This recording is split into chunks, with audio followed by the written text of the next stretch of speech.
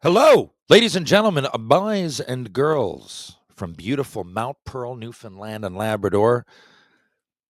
Welcome to Tales with TR. I'm your host, Terry Ryan Jr., and I've been gone a while. Apologies to those of you that wanted a podcast last week. I intended on it. I had to go to, I went to Corner Brook, Humber River, awesome time. Stayed out there with some of my buddies.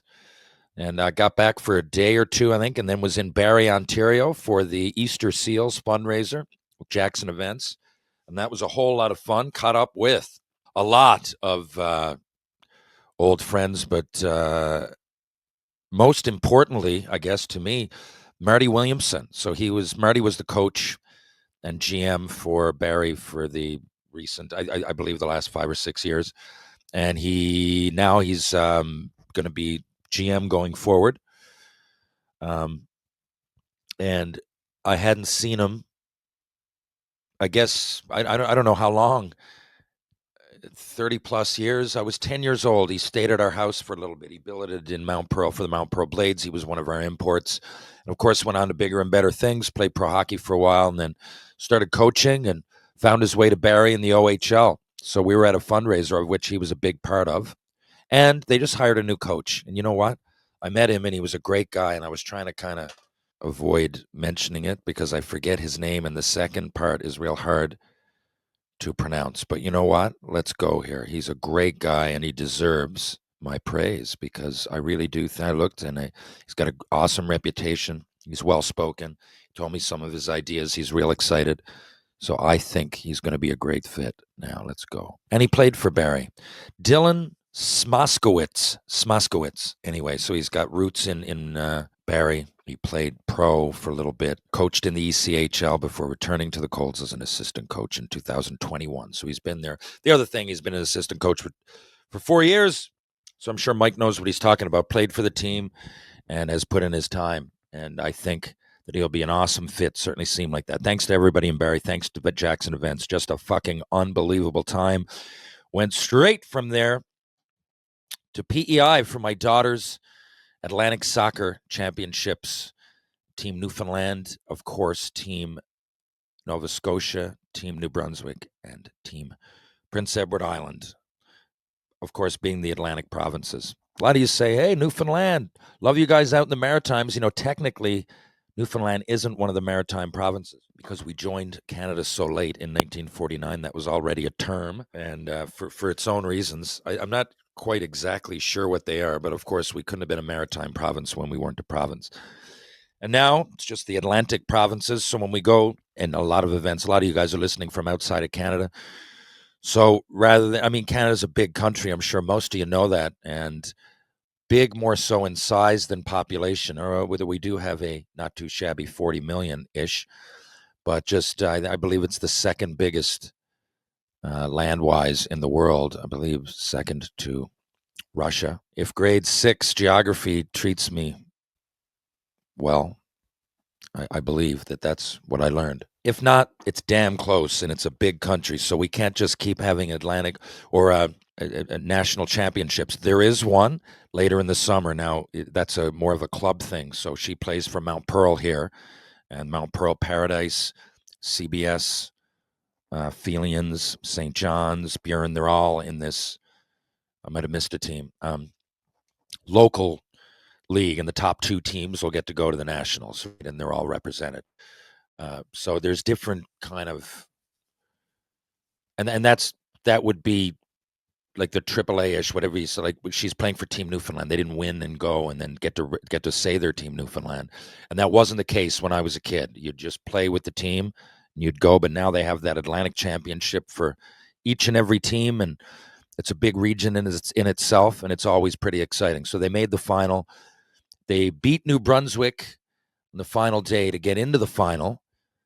And it's like a round robin, and the top 2 teams get in. And then New Brunswick beat them in the final, but and they lost 4-1 in the final. But of course, the last 2 goals, Newfoundland are really going for it, right? You throw everything and you put everybody up front, it seems, and you go for it. You take a lot of chances, and they got scored on while they were doing that. But anyway, it was an awesome tournament, and the kids. I was going to get right into questions, but I will say this: the kids were in Newfoundland were so disappointed afterwards. Penny Lane came over and she was like they say in what was that soccer movie Will Ferrell was in, Kicking and Screaming. Well, not quite so much, but they were fucking pissed off, right? They were all, and like you would be. I remember being in that position in hockey, baseball, and soccer.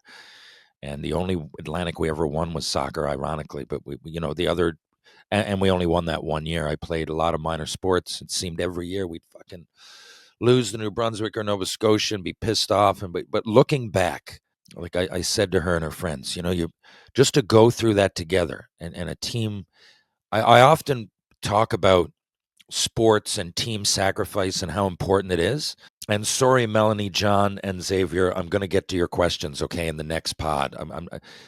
I'm just going to I'm going to make up 2 pods for last week, and then we'll go from there. So I don't really have a rhyme or reason. I was going to answer these questions, but what I'm going to say here, I guess, has meaning not only for soccer players or hockey players, but I think the human condition, right? Like, so you only get so many chances, for those moments.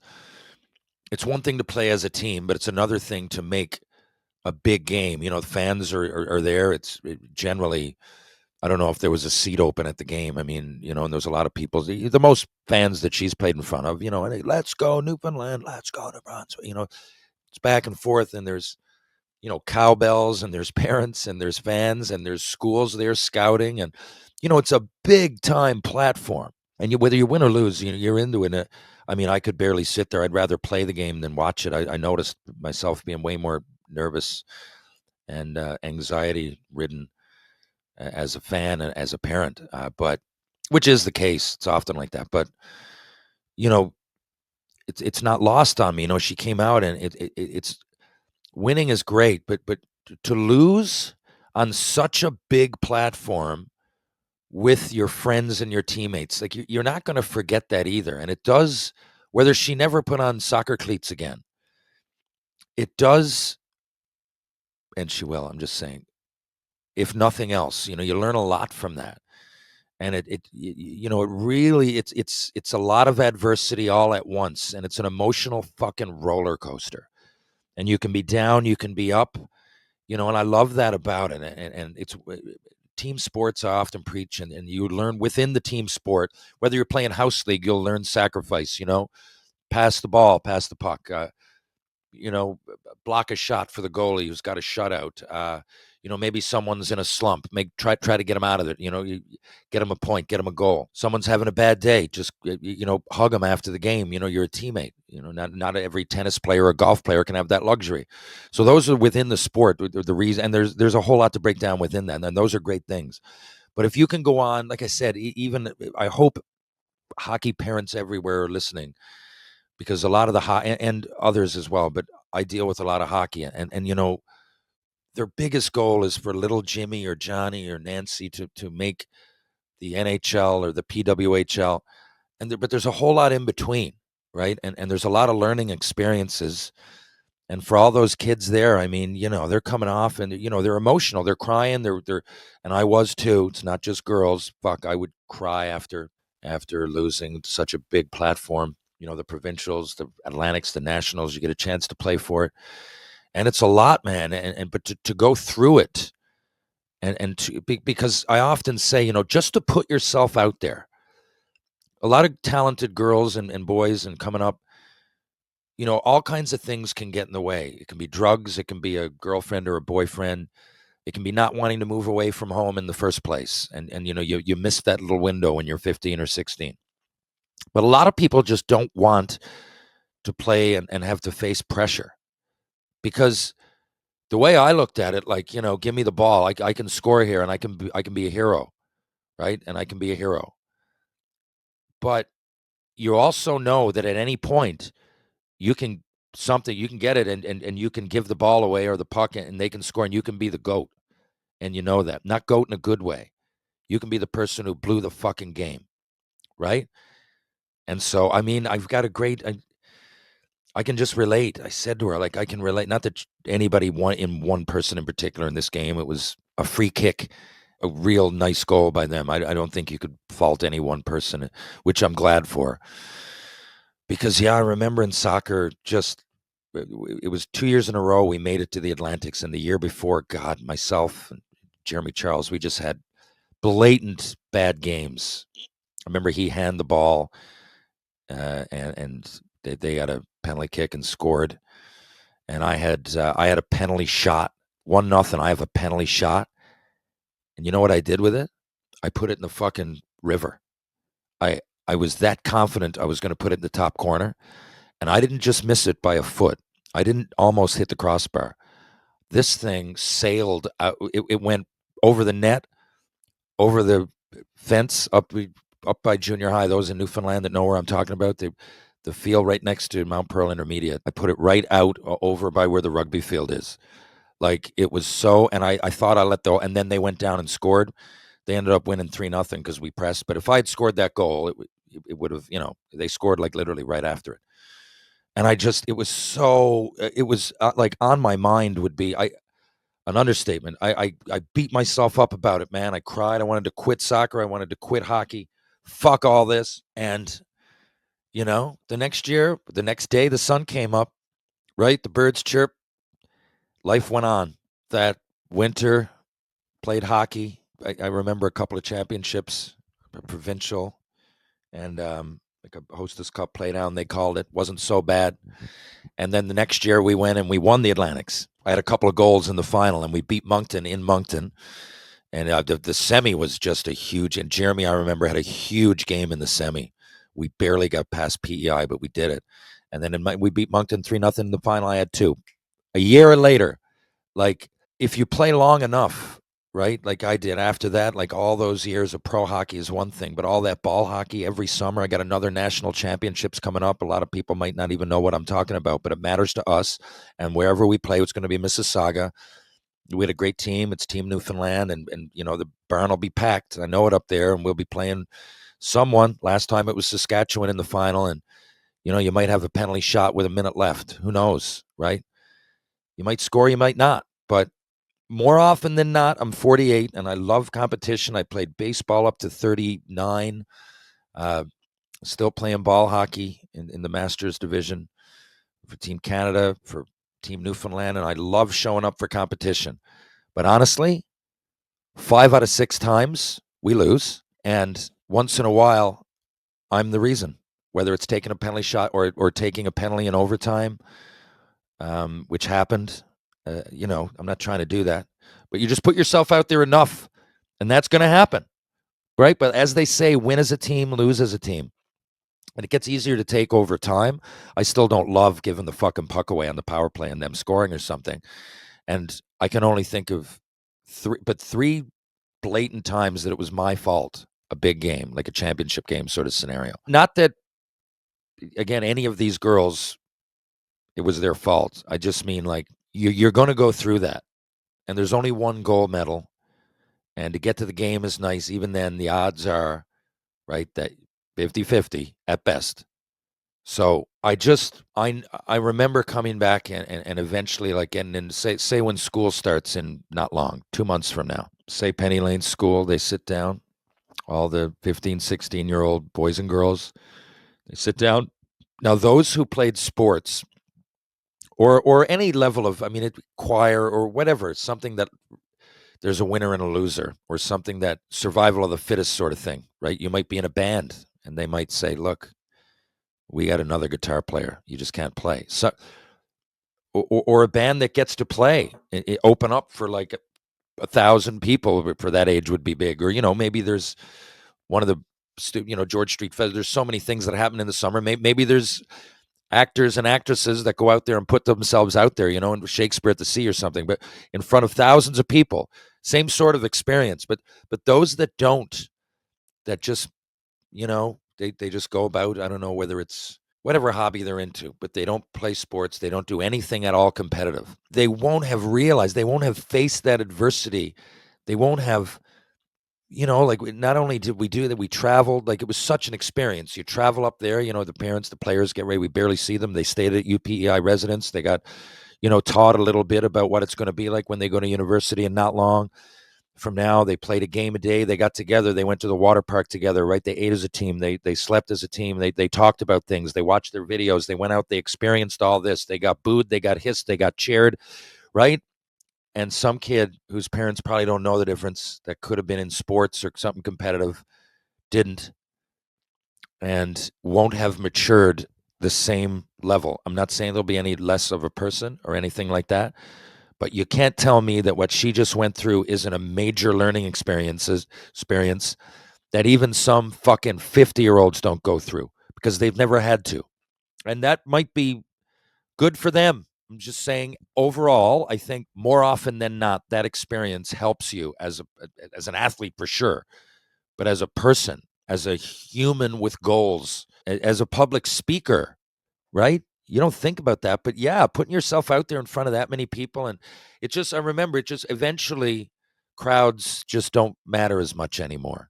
Whereas a lot of people are intimidated by them, right? Let alone have to go out and perform. And I mean, I've often said it. I can't imagine, say, going to the Olympics in gymnastics or something. And I know there's a team full of people that do it, and they might be able to give you a hug and good luck. But you're very much on your own. I don't know if I would have succeeded. And I give it. I'm not taking away. They go through the same thing, and yeah, their mental toughness is fucking through the roof as well. I'm certainly not comparing that. I thrive in team sports. Not everybody's the same, but they're gaining as well.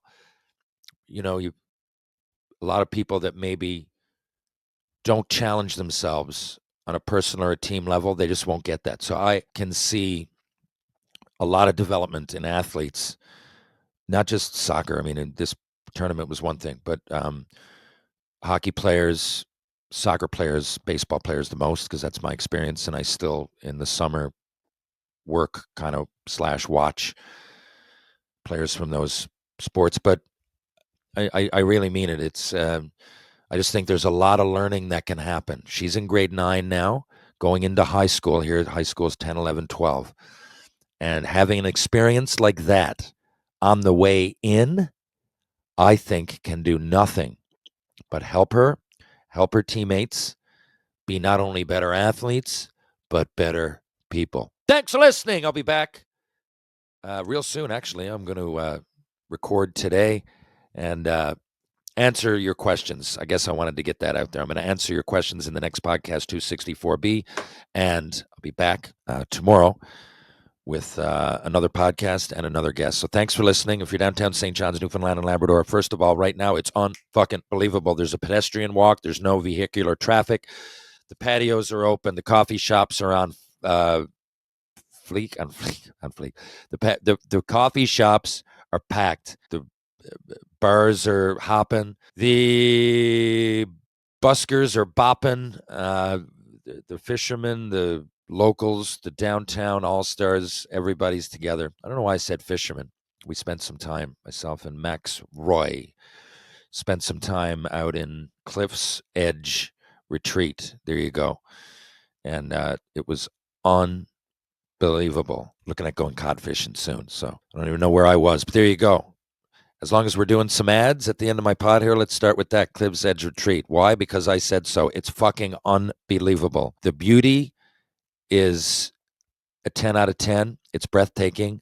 Check it out. I'm going to do some posting. Cliff's Edge Retreat, 30 units, and each one increasingly mind-bending and breathtaking and awe-inspiring. If you're downtown on George Street, why not drop into Trinity Pub, TJ's Pub, Rob Roy Confusion, Martini Bar, Greensleeves, and of course, Bull and Barrel. If you're going to go for a bite to eat, why not try the Loose Tie? Why not try Blue on Water? Why not try Wedgwood Cafe, who also do catering? You're going to work out? I'll tell you where to go for strength and balance for the body and mind. You go to Ryan Power at Power Conditioning out on Rope Walk Lane. You want to go to Mr. Lube? There's 2 locations right here in St. John's, Newfoundland and Labrador. One's on Cameron Road, one's on Torbay Road. Pipple Pain Relief. Pain sticks just don't quit. Go to pipplepainrelief.com. See what all the fuss is about. True Hockey. Take what's yours. Mugsy Jeans. I loves me Mugsy Jeans. What a fit. What a company. Stretchy, comfy. They are like walking on air. I absolutely love it. I loves me Mugsy Jeans. Folks, I'll be back just a couple of days with more, technically a couple of hours, more Tales with TR. Thanks for listening.